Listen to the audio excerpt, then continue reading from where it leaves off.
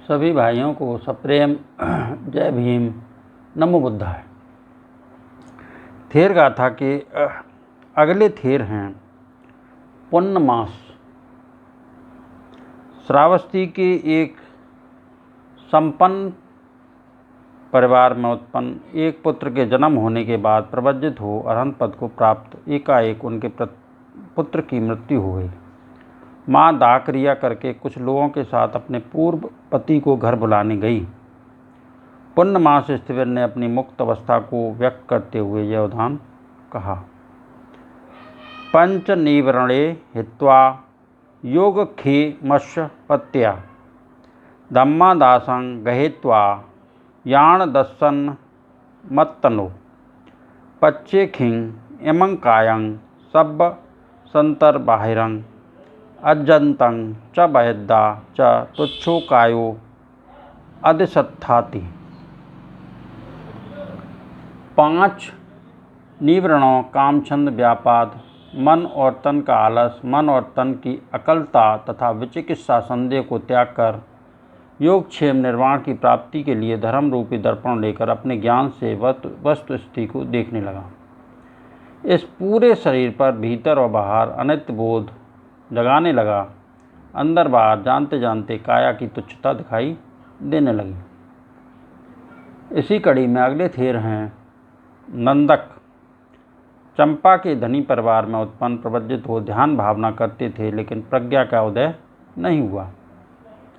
एक दिन गाड़ी में जाते हुए बैल को गिरते देखा। जब गाड़ीवान ने उसे खोलकर खिला पिलाकर फिर से जोत दिया तो वह अच्छी तरह चलने लगा। उक्त घटना से प्रेरणा प्राप्त कर नंदक उद्योग करने लगे और शीघ्र ही अरहंत पद को प्राप्त हुए। उसके बाद नंदक स्थिविर ने अपने अनुभव को लक्ष्य करके यह उदाहरण कहा।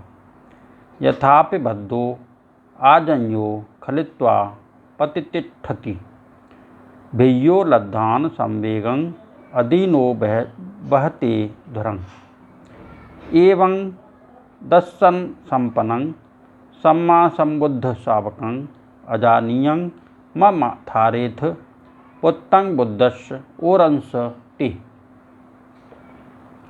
जिस प्रकार भद्र अजानी वृषभ गिरने पर भी उठ खड़ा हो जाता है और अधिक संवेग प्राप्त कर विनम्र हो भार को ले चलता है, उसी प्रकार सम्यक संबुद्ध के दर्शन संपन्न श्रावक को भी बुद्ध का औरस पुत्र आजानीय ही समझे। अगले थेर हैं भरत। भरत नंदक के बड़े भाई, वह भी प्रव्रजित हो परम पद को प्राप्त हुए। एक दिन भगवान के दर्शनार्थ जाने के लिए नंदक को बुलाते हुए उन्होंने यह उदाहरण कहा। एहि नंदक गच्छामि उपध्यायस्स संतिक्कं सिंहनादं नदिश्यामं बुद्ध सेठस्य सम्मुखा याय नो अनुकंपाय अम्भे पब्बाजय मुनि सो नो अथो अनुपतो सब संयोजनं थियोति। नंदक आओ, उपाध्याय के पास चलें, श्रेष्ठ बुद्ध के सम्मुख हम सिंहनाद करें, जिसके लिए मुनि ने अनुकंपा पूर्वक हमें प्रव्रजित किया। सभी बंधनों के क्षय रूपी उस अर्थ को हमने प्राप्त किया है।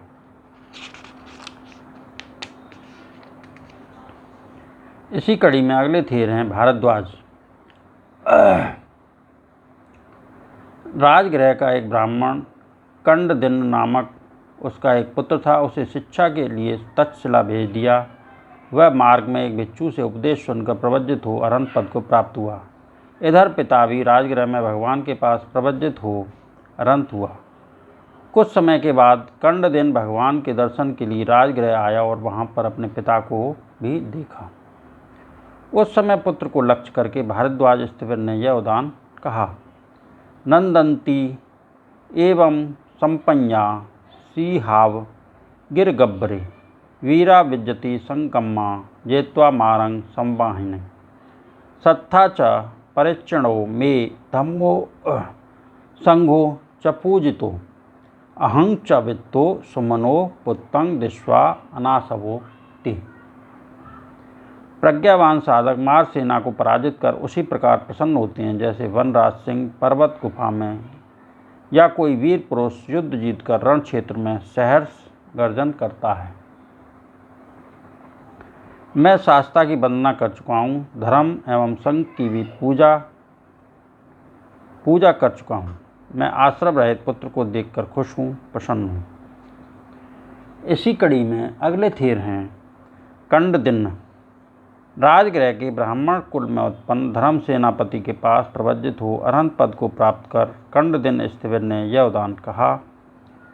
उपासिता शुपुरुषा सुता धम्मा अभिन्न सु सुत्वान पटिपंजिसं अंजसं अमतो गंधं भवराग हतस्य मे सतो भवरागो पुण्य मे न विज्जति न चाहू न च मे भविष्यति न च मे एत रहे विज्जति थी। मैंने सत्पुरुषों की सेवा की है, धर्म श्रवण किया है, धर्म सुनकर उसके प्रभाव से मैंने उस गंभीर अमृत पद निर्वाण को प्राप्त कर लिया है। अब मेरी सांसारिक तृष्णा नष्ट हो गई है, अब फिर मुझे भव तृष्णा नहीं होगी। नष्ट होने के बाद न हुई, न होगी और न इस समय है। आज मैंने जिन थेरों के उदान कहे, उनके प्रताप से सबका मंगल हो, सबका भला हो, सबका कल्याण हो, सबकी स्वस्थ मुक्ति हो, सबके दुखड़े दूर हों, संसार के सारे प्राणी सुखी रहें, सुखी रहें, सुखी रहें। साधु साधु साधु।